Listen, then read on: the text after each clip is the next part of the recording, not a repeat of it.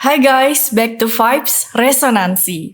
Halo para resonan, apa kabarnya? Nah, kalian sekarang ini ngerasa gak sih kalau sekarang susah banget untuk fokus sama satu hal? Contohnya kalau kita lagi ngelakuin sesuatu atau ngerjain sesuatu, pasti pengen banget megang HP, terus buka media sosial gitu. Nah, gejala kayak gitu bisa disebut sebagai kecanduan sama media sosial loh. Dan kalau udah kecanduan, dampaknya buruk banget bagi kesehatan mental kita. Nah, buat para resonan, jangan lupa dengerin podcast ini sampai habis, karena kali ini kita akan membahas tentang pengaruh buruk media sosial bersama Kak Maria. Halo Kak Maria, apa kabar? Halo Ade, kabar baik. Terima kasih. Gimana nih Kak, kesibukannya selama PPKM ini? Apakah lebih produktif atau lebih santai? Lebih santai tentu tidak. Lebih produktif ya? Lebih produktif. Memang pandemi ternyata ada masalahnya tersendiri. Jadi butuh kreativitas juga. Jadi produktif. Karena PPKM juga nggak bisa ketemu-ketemu gitu ya Kak, jadi lebih produktif. Iya. Oke, kayak Kak Maria pernah nggak sih kayak yang aku sebutin tadi di awal, kayak lagi ngerjain sesuatu, ngelakuin sesuatu, nggak bisa fokus gitu, pengennya main HP aja, pengennya ngecek media sosial aja, pernah nggak Kak? Tentu saja pernah. Ya jadi waktu kita, terutama kalau lagi nggak ada ide tapi harus kejar target satu kerjaan. Aduh, kayaknya mau nata konsentrasi susah banget, justru malah fokusnya ke medsos terus, tapi ternyata nggak boleh lama-lama ya kayak gitu. Justru nyari ide di media sosial ya Kak? Bisa jadi, tapi kadang kalau kita hari itu kerja, tapi kesulitan ngerjain tugasnya, susah fokus, justru terpengaruh sama medsos, kepengennya mainan terus. Nah itu malah, makanya aku pernah ngalami juga, nggak konsen ke medsos terus waktu kerja.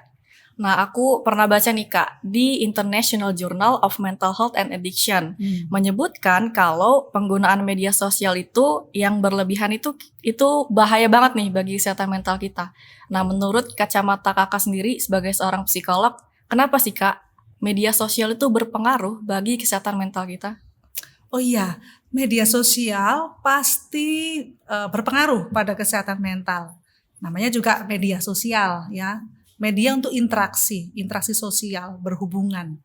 Nah, tentu di situ informasinya bisa menjadi hal yang positif, bisa menjadi hal yang negatif, dan tentunya nanti akan berpengaruh pada kemampuan relasi sosial kita. Jadi ya sangat berpengaruh pada emosional kita, pada pikiran kita, ya berpengaruh pada kesehatan mental. Padahal kan media sosial itu kan online ya Kak ya, tapi bisa berpengaruh juga bagi mental kita ya Kak? Sangat, terutama sekarang pandemi kita lebih banyak online kan. Apa-apa online. Interaksinya online terus nih, kebanyakan, maksudnya sebagian besar. Tapi ternyata yang kita hubungi atau kita berinteraksi kepada siapa, itu berpengaruh pada kesehatan mental kita. Gitu. Nah, dari yang Kakak sebutin tadi, berarti kan media sosial ini berpengaruhnya buruk nih Kak bagi kesehatan mental kita. Sebenarnya apa aja sih Kak dampaknya? Iya, ada dampak positif, ada dampak negatif. Dampak negatif ada medsos yang terlalu banyak ya, yang kita bicarakan sekarang nih. Kalau terlalu banyak, justru akan negatif untuk kesehatan mental. Kita jadi nggak produktif, itu yang pasti. Karena terpengaruh terus konsennya sama medsos. Scrolling terus di medsos, nggak fokus. Itu kerjaan nggak selesai-selesai, kita jadi nggak produktif. Lalu bisa jadi kita itu overthinking, karena terlalu banyak informasi, terus kita jadi mikirin informasi yang sebenarnya nggak perlu, jadi sensitif juga.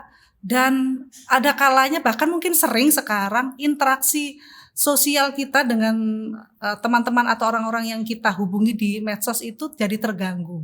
Makanya sering kan kasus cyberbullying, lalu kita ujung-ujungnya diskusinya baik-baik di medsos, ternyata ada yang komennya mungkin kurang tepat, jadinya ada masalah, sensitif, terganggu guys. Iya. Jadi itu dampaknya. Nah, kalau itu sering, bayangin Ade, kita jadi akan bisa jadi pola perilaku kita mengarah ke sana, ke hal-hal negatif. dan kesehatan mental kita terganggu dong. Ya, seperti itu gambarannya. Heeh. Nah, ada satu case nih ya Kak. Jadi misalnya ada seseorang nih, dia tuh pengen ngupload foto selfie-nya di media sosial, tapi nguploadnya itu demi sebuah likes. Jadi foto selfie-nya tuh dia harus gimana ya, harus sempurna banget gitu, harus aduh dia edit dulu gimana ya biar like-nya banyak gitu. Benar-benar. Nah, prosesnya itu kan bikin kita cemas gitu ya Kak, bikin kita ngerepotin gitu kan. Kayak aduh likes-nya berapa ya nanti gitu kan. Nah, kayak kecemasan kayak gitu tuh udah termasuk gangguan kesehatan mental gak sih Kak? Iya, kalau memang frekuensinya itu banyak ya Ade. Aku pikir sih itu kalau cemas terus-terusan itu salah satu kriteria dari kita sudah mulai ada gangguan kecemasan kan, atau ada masalah sama mental kita ya. Nah, sebenarnya ini masalah kalau kita harus perfect, harus selalu tampil sempurna, itu kita sedang ada masalah self image ya.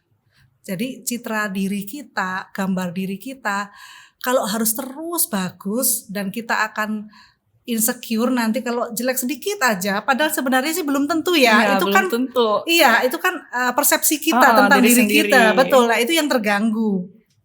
Orang lain mungkin memandang kita baik-baik saja, foto kita angle-nya mungkin gak seperti yang kita harapkan. Orang lain tuh asik-asik aja sebagai teman atau keluarga kita, tapi kitanya yang insecure. Nah betul lah, di likes-nya ada berapa.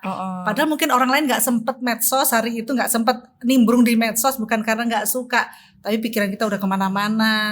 Kayak gitu kan, ada masalah sih. Nah kalau kita terus-terusan nih Kak berada kayak apa-apa cemas, mau nge-share dikit cemas, mau upload dikit cemas. Nah itu kan gak nutup kemungkinan bahwa akan muncul lagi gangguan kesehatan mental yang lainnya Kak, gangguan psikologis lainnya. Nah ada gak sih Kak caranya biar kita itu meminimalisir pengaruh buruk sosial media terhadap kesehatan mental kita? Oh iya bisa, jadi sebenarnya kalau kita itu sudah memutuskan untuk produktif ya, kita sudah tahu apa yang harus dilakukan, terus kita sudah tahu apa kebutuhan kita, maka kita juga akan bisa memfilter atau memutuskan mana yang harus kita terima informasinya, mana yang tidak. Kita juga sudah bisa mengatur waktunya seberapa banyak, ini ada pekerjaan, nah seperti itu. Kita bisa jadi meminimalisir aktivitas kita di medsos. Lalu kalau hubungan kita dengan circle kita, dengan keluarga kita semakin baik, interaksinya semakin intens ya. Sebenarnya kita juga tidak terlalu membutuhkan media sosial setiap waktu kan. Ya, karena sama teman-teman udah asik nih gitu kan. Sama keluarga juga udah asik ngobrol sama mereka tanpa medsos pun, itu membuat kita secure, udah aman, nggak harus kesana terus gitu. Nah yang Kak Maria tadi bilang ada filternya, filter tuh gimana tuh Kak? Oh iya, jadi kita itu bisa menyaring gitu ya, kita menimbang, mempertimbangkan ini tuh sesuai nggak sih sama diri saya. Misalnya ini contoh gampang, saya seorang psikolog misalnya atau guru, ya saya perlu informasi-informasi yang berhubungan dengan profesi saya. Ya saya akan hanya mengakses informasi itu dan sahabat-sahabat atau keluarga saya, udah cukup. Lebih dari itu saya kan tidak perlu, ya saya nggak akan akses. Jadi itu filter saya, ada hubungannya dengan kebutuhan saya. Kalau filter yang negatif itu bagaimana Kak? Apakah dia melihat di media sosial terus ngeliat orang-orang dia ngerasa insecure gitu Kak? Iya betul, Gitu. seperti itu iya. Jadi dia nggak tahu mana yang perlu, mana yang enggak nih. Jadi semua informasi diterima, semua, padahal itu nggak cocok. Padahal itu akan bikin dia malah insecure tadi, malah cemas. Misalnya ada flexing seperti itu ya. Ujung-ujungnya itu kan cuma hanya memperlihatkan sesuatu yang maknanya itu kurang gitu ya, atau nggak berhubungan dengan diri kita. Terus kita jadi tiba-tiba, oh iya ya, saya kepingin seperti dia, saya kepingin punya barang ini, barang itu. Dan kalau kita nggak memutuskan stop, saya nggak mau, nah itu kan ujungnya jadi kita macam-macam yang saya sebutkan di atas tadi, overthinking, cemas, merasa diri terisolasi mungkin ya. Terus aku kok gini, temanku kok begitu, kan jadi gelisah sendiri, cemas sendiri. Tapi kan ada juga nih Kak, orang-orang misalnya ngelihat nih orang flexing di media sosial, tapi itu malah jadi ambisi dia gitu. Wah, orang ini hebat banget, gue harus jadi kayak gini gitu. Iya, bisa jadi dilihat seperti itu bagi kita yang ngelihat orang flexing ya. Tapi misalnya nih saya yang melakukan flexing nih ya, saya pasti tidak punya tujuan yang produktif loh kalau saya flexing, karena hanya pamer kan. Tentunya kalau pamer itu nggak ada tujuan yang produktif ya, yang positif, yang produktif untuk bisa dikonsumsi oleh teman-teman kita di medsos. Kalau memang niat saya flexing, berarti itu kembali kepada diri saya sebenarnya. Ada kebutuhan saya nih. Saya sebenarnya tidak membagikan sesuatu yang bisa dinikmati secara sehat ke teman-teman saya, oleh teman-teman saya, tapi justru saya yang membutuhkan sesuatu. Diri saya yang kekurangan sesuatu sehingga saya harus melakukan flexing. Tapi ini sebenarnya jarang disadari oleh teman-teman yang melakukan flexing itu sendiri. Oke, gitu ya Kak. Selanjutnya nih Kak, jadi ada penelitian dari riset Global Web Index tahun 2019. Nah, dia menyebutkan bahwa rata-rata pengguna internet itu menghabiskan waktu 6 jam setiap harinya online. Wow. Nah, ada nggak sih Kak cara yang bagus, cara yang dapat Kakak sampaikan agar kita itu nggak ketergantungan terus sama media sosial gitu? Oke. Nggak tergantung ya, sebenarnya simple. Kalau kita produktif, kita nggak akan tergantung juga dengan medsos, karena pikiran kita, fokus kita sudah kepada aktivitas yang perlu. Produktif itu sesuai dengan peran kita ya. Kalau misalnya saya ibu rumah tangga, saya menyelesaikan kegiatan yang berhubungan dengan anak, suami, keluarga saya ya, menyelesaikan semuanya hari itu. Kemudian kalau saya sebagai pekerja, saya sebagai psikolog misalnya, saya juga akan merencanakan aktivitas-aktivitas produktif selain harus bermedsos gitu ya. Ya saya kerja, saya punya planning untuk kerja. Otomatis akan terbagi sendiri ya. Prioritas itu akan tercipta sendiri. Saya harus melakukan ini, bekerja lebih penting daripada bermedsos. Nanti ada waktunya sendiri untuk medsos. Saya pikir sih itu akan sangat mengurangi frekuensi, durasi dari medsos, berkegiatan medsos itu. Jadi lebih memproduktifkan diri gitu. Betul. Ya, kalau memang kita ya udah saya mau produktif, planningnya kan jelas tuh hari ini mau ngapain. Nah, itu lebih prioritas daripada medsos gitu. Nah, kalau orang-orang yang kira-kira lagi nggak kerja gitu gimana Kak? Sehari-harinya misalnya sehari kerja, besoknya dia libur, jadi nggak ngapa-ngapain ya, buka medsos lagi. Iya. Nah, kalau nggak kerja, kita kan memang nggak tahu ya yang bersangkutan ini memang, saya memang kerjanya 2 hari sekali, kenapa nggak boleh medsosan? Sebenarnya bukan nggak boleh gitu ya. Pastinya peran kita itu kan lebih dari satu ya.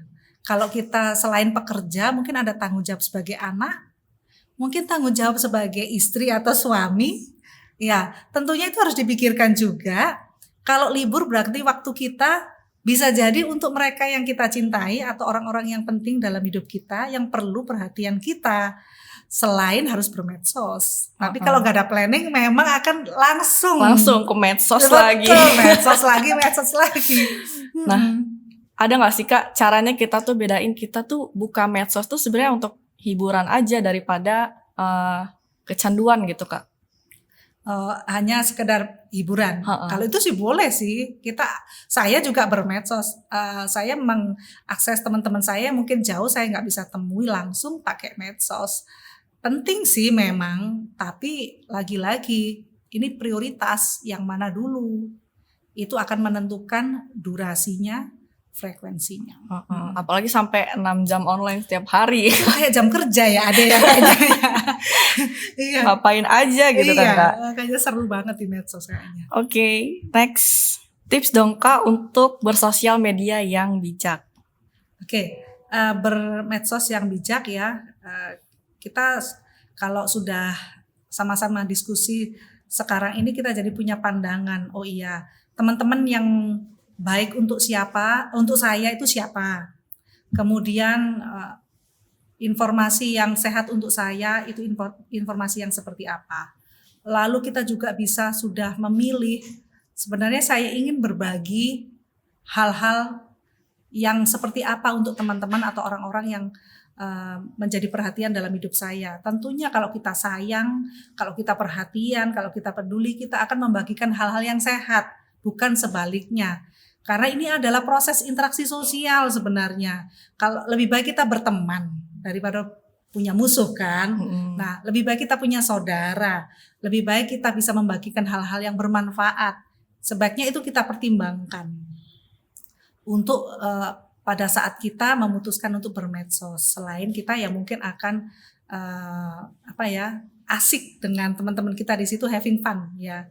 Selain itu sih yang mungkin tipsnya ya. Kita sudah bisa memutuskan mana yang sehat, mana yang enggak, mengganggu produktivitas atau enggak, itu patut kita pikirkan dalam bermedsos. Tapi ada case-nya gini Kak, anak muda zaman sekarang itu kalau bangun tidur gitu ngecek HP, sebelum tidur juga ngecek HP, bangun tidur juga ngecek HP lagi gitu Kak. Kalau tidur sebenarnya mimpinya HP-an juga kayak iya. Lagi main HP, buka medsos lagi. Nah, ini ya jadi concern-nya, jadi khawatir gitu ya, maksudnya ya. Kok kayak gitu ya sekarang ya? Oke, berarti yang bersangkutan benar-benar sudah memasukkan dirinya ya, memasukkan hidupnya gitu ya ke dalam interaksi di medsos itu, sehingga kalau nggak langsung terhubung dengan medsos akan merasa insecure. Mungkin saya teringat pada satu hal kayak kecenderungan fear of missing out ya. Jadi aduh nanti aku ketinggalan, merasa terisolasi kalau nggak ngikutin running daripada medsos itu dengan teman-temannya. Itu kekhawatiran yang menurut saya tidak perlu.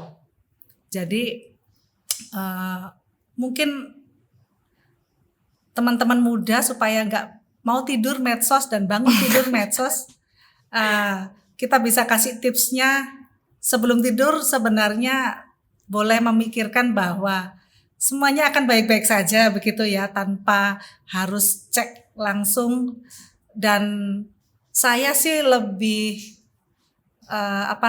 bisa menyarankan bukan ke anaknya sebenarnya, tapi orang-orang di sekitarnya bisa memberi rasa aman. Karena yang bersangkutan memang harus ditolong kalau yang seperti ini. Misalnya kita orang tua, anak kita seperti ini, ya kita harus ngobrol sama anak kita. Kita bisa menyarankan ya, apa enggak sebaiknya kita melakukan apa sebelum tidur, ya. Dan bangun tidur sebaiknya kita memikirkan apa. Kalau aku lebih cenderung orang-orang sekitarnya yang kita edukasi.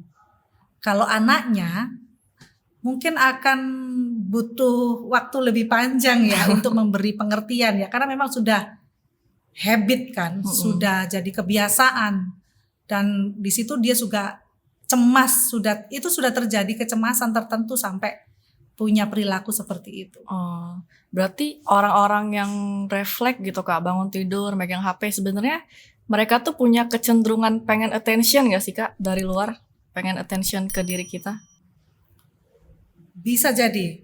Jadi kayak kalau zaman dulu belum ada medsos ya, kita sebelum tidur itu kayak dengan keluarga, yaudah aku mau tidur dulu apa gitu, bangun tidur juga langsung ketemu dengan keluarga apa gitu ya, menyapa atau apa, selamat pagi atau apa, beraktivitas. Nah sekarang kalau sudah kehilangan hubungan itu, tentunya akan mencari di tempat lain.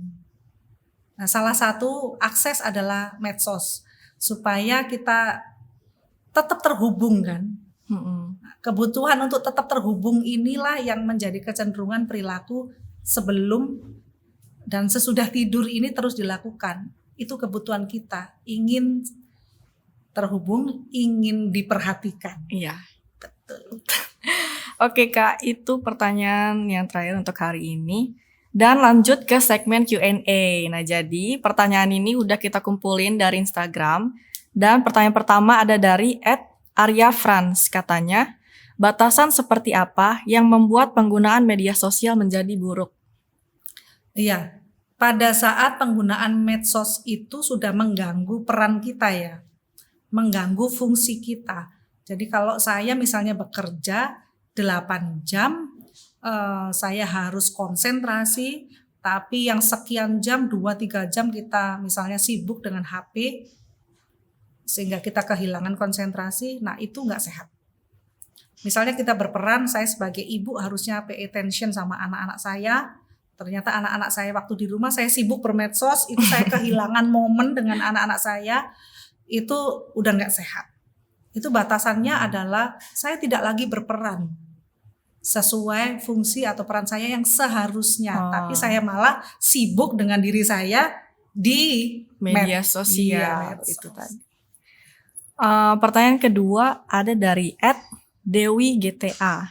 Gimana caranya buat biasain diri untuk nggak bergantung terus-terusan sama sosial media? Oh, tipsnya biar nggak bergantung. Oke, itu tadi mungkin sudah kita bahas ya, ada di poin yang sebelumnya ya, bahwa kita memutuskan untuk produktif. Menyibukkan diri. Memutuskan untuk produktif.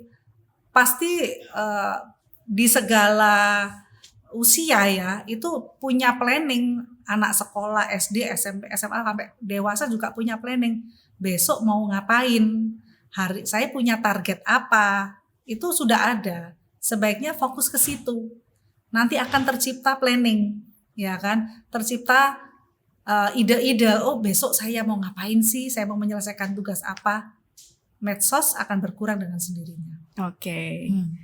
Oke, pertanyaan ketiga ada dari Ilva Huliani. Gimana cara ngilangin kecanduan HP pada anak kecil? Nah, ini sering banget nih Kak, nemuin kayak orang tuanya sibuk ngapain, anaknya nangis-nangis. Nih, nonton YouTube aja gitu. Nih, main medsos aja gitu Kak. Iya. Ini antara kita maksudnya kita sekarang senyum ya, ketawa ya, kayaknya itu unik, lucu gitu ya. Tapi kecenderungan ini terus berlanjut. Ini masalah parenting nih ya. Para orang tua ternyata terkena dampak medsos itu sendiri sebenarnya ya. Kalau saya pikir anaknya sudah harus berlama-lama dengan gadget, berarti sang orang tua sedang tidak fokus pada anaknya, sudah kehilangan fokus dengan anaknya, sudah tidak berperan sebagaimana mestinya, karena sebenarnya sudah sibuk juga. Apakah itu sibuk bekerja? Apakah jangan-jangan sibuk medsos? Iya. Nah itu. Tapi saya sendiri melihat sering sekali, bahkan anak masih baby ya, itu sudah ngeliat medsos juga, TikTokan, banyak juga gitu. Kartun-kartun kan di YouTube. Kayak gitu-gitu di YouTube, kartun-kartun semua disajikan sebelum waktunya. Gegaranya orang tuanya bingung mau ngatasi anaknya bagaimana kalau rewel, karena pikirannya sedang ada di urusan atau masalah yang lain. Betul. Oke. Nah itu tadi pertanyaan terakhir dan berakhir juga segmen Q&A itu. Dan aku mau ngucapin terima kasih banyak buat Kak Maria yang udah nyempetin waktunya untuk ngobrol bareng kita. Dan makasih juga buat para resonan. Jangan lupa dengerin podcast ini di Anchor dan di Spotify. Dan jangan lupa nonton video ini sampai habis. Dan di like, comment, share, and subscribe. And we'll be back to Vibes Resonancy.